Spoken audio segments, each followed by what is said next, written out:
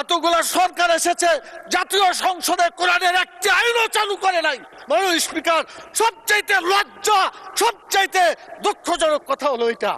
আমরা চাই আমরা এদেশে কোরআনের আইন চালু করে মানুষকে মুক্তি দেব। আমি মাননীয় প্রধানমন্ত্রীকে বলবো, আপনাকেও জিজ্ঞাসা করা হবে, আমাকেও করা হবে, বাংলাদেশে কেন নামাজ চালু করা হলো না, কেন যাকাত চালু করে ক্ষুধা দারিদ্র বেকারত্ব দেশ থেকে দূর করা হলো না, কেন ভালো কাজ চালু করে মানুষকে শান্তিতে থাকতে দেওয়া হলো না, কেন খারাপ কাজগুলো বন্ধ করে অশান্তি থেকে মানুষকে রক্ষা করা হলো না। মাননীয় স্পিকার, আমি আপনার মাধ্যমে মাননীয় প্রধানমন্ত্রী সহ আইনমন্ত্রী পাশে বসে আছেন, তারা জবাব দিবেন এবং বলবেন তাদের দায়িত্বটা কি। এরপরে যে কথাটা আমি বলতে চাই, মাননীয় স্পিকার, সময় কম দেওয়ার কারণে কোনটা বলি আর কোনটা বোঝা যাচ্ছে না।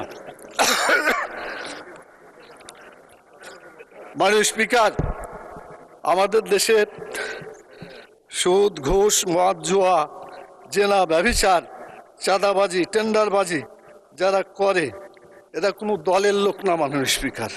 কিন্তু যখন বলা হয় যে এক দল চাঁদাবাজি করে পালাই গেছে, আর এক দল চাঁদাবাজি করার জন্য প্রস্তুতি নিচ্ছে, এটা বলার পরে কোনো দল যদি রিয়াকশন করে, তখন তো বোঝা যায় এই চাঁদাবাজদেরকে দলের সদস্য হিসেবে গ্রহণ করা হচ্ছে।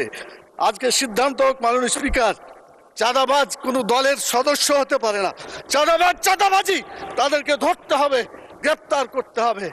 আজকে বিরোধী দল এই প্রস্তাব দিতে চায় যে বাংলাদেশকে চাঁদাবাজ মুক্ত করতে হবে।